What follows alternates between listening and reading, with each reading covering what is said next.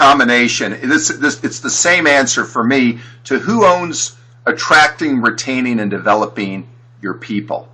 To me, you wouldn't say it was just the HR, and you wouldn't just say it's just the line people. And in good companies, both are working together to take ownership of this.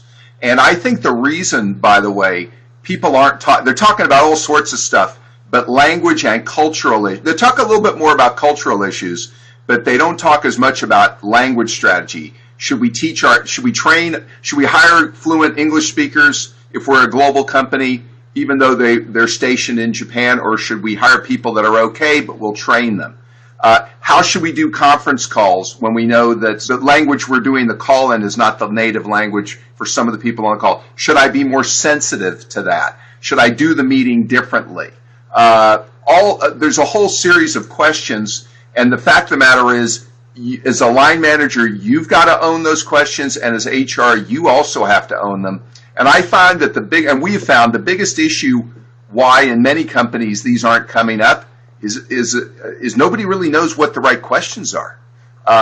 They may be in a company that's just become global in recent years, and historically people in the company may not have asked these questions. And I think what leaders learn is, and I've said this many times before, leadership is more about are you asking the right questions than do you have all the answers. And I would urge people listening to this, all we're trying to say to you, we're not trying to tell you exactly what you should do, but we are saying you should be asking questions about language. What are the language skills you need? Who trains people?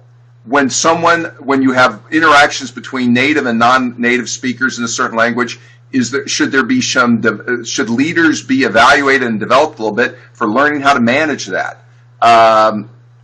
All these questions. What's the role of an expat? You should be asking these questions, and all I would say is if you're not asking them, you should be. They're getting asked and answered on the ground, but the truth is if they're not being asked and answered by leaders, people are just not sure what to do or how to deal with it, and it makes for, in my experience, a lot of bad feeling, and sometimes the worst is you lose people you shouldn't have lost. You underperform when you shouldn't have, because there's an elephant in the room.